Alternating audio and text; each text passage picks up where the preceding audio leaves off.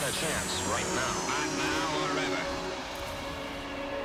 The most dangerous criminal alive. Why not just kill him and leave him? He's dead.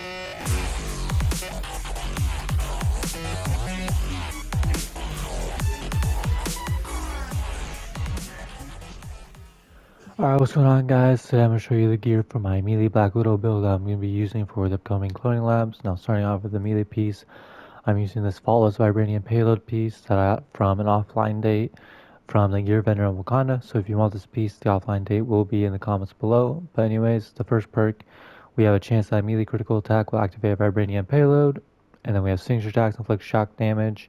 So that's the auto battery effect, and plus Black Widow actually does a lot of default shock damage, so on pretty much all of her heavy attacks they do shock damage, and then pretty much all of her heroics do default shock damage as well.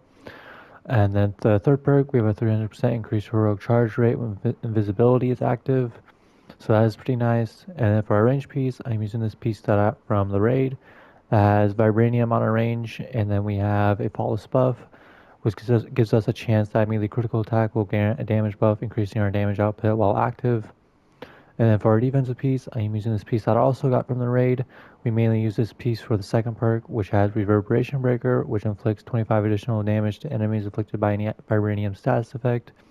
So as you can see, we have vibranium payload, and so we'll deal 25 additional damage. And then for our heroic piece, I have this piece that I got from the Elite Vault site, I'm pretty sure. Now, the first perk, we have guaranteed chance of landing a critical hit when attacking an enemy from behind while invisible, so we have a higher chance of activating our damage buff and our vibranium payload when we attack enemies from behind. And then our second perk, we have Stealth Breaker, 15% increased damage when invisibility is active, which is pretty nice. And then our third perk, Stealth Extender, increase the duration of our invisibility by 3 seconds. Now, for our minor artifacts, I am using a Triple Valor with increased damage to our signature attacks, and then I'm using another Triple Valor with increased heroic regeneration to our ultimate heroic, so we'll get our heroic or ultimate ability back quicker. And then for the major artifact, I am using the Tactigon for the increased damage on enemies affected by any status effect and an increased status damage from all of our attacks, and plus for the extra Might and Valor. Now for the skills, for our heroics, I use Dark Thorn, 20% increased damage nearby enemies when activating Veil of Shadow. Now this allows your Black Widow to deal shock damage to all near enemies when you activate your invisibility. And then I use Eclipse, increase the range of Veil of Shadow by 30%. I'd recommend that one over both of these. Both of these aren't really that good. And then for the Assault Heroic, I use Taser Dart. This allows Black Widow's Assault Heroic to deal shock damage. I don't think this one does not deal shock damage, and then this one is pretty good. This one you can do some pretty good damage with, but this one allows you to do more damage over time and deal the shock damage. And then for this one, I use Lethal Bite. This allows us to hold an additional Widow's Bite charge, so I think we hold up to like 4 Widow Bites with this piece. Well, not this piece, this skill.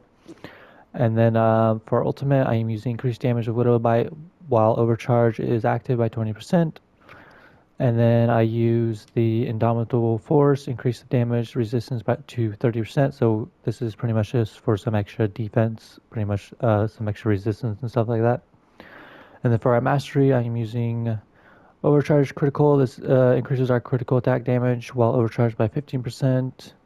And then I use Intrinsic Charge. All attacks increase the charge rate of the Intrinsic Shadow Ops meter by 15%. So any attacks that we do will increase our Intrinsic Bar by 15%. And then for this one, I use Heroic Overcharge, increase the rate at which Heroic Energy recharges while overcharged by 15%. And then Hazard Grenade, Flash Freeze Grenades adds cryo damage to your grenades. And then I use Fast Reload, reloads our weapons 15% quicker. And then we have Invisible Status, increase all status damage while invisible by 20%. And then I use Invisible Recharge, Heroic Energy recharges 50% faster while invisible, so we have a 15% increase to our heroic regeneration while invisible on top of that 300% that we already have from our melee piece. And then I have critical damage, which increases our critical attack damage while invisible by 15%. You could also use this one if you want that increase to your critical attack chance by 20%. And then I use Heroic Takedown. This allows us, performing a takedown, to force an enemy to drop a Heroic Orb. This allows us to get our Heroics back quicker. I think it takes only like 2 Heroic Orbs to fill all of our Heroics up when our invisibility is active. And then we have increased range attack damage by 10%, and then melee charge, which light and heavy attacks boost energy of all of our heroic meter by 5%. So any light or heavy attacks that we do, our heroic meter will be increased by 5%. And then for my champions, they're kind of all over the place, but you mainly want to focus on heroic damage boost, critical damage boost, critical chance boost, heroic charge rate, and perk chance. Those are the first 5 you mainly want to focus on first, and then you can start focusing on other things. But besides that, guys, that is my melee Black Widow build that I'm going to be using for the upcoming Cloning Labs. So if you did enjoy that, please give this video a like and subscribe if you are new. I do have gameplay after this if you want to watch it. But if not, thank you for watching. Have a great rest of your day. Peace.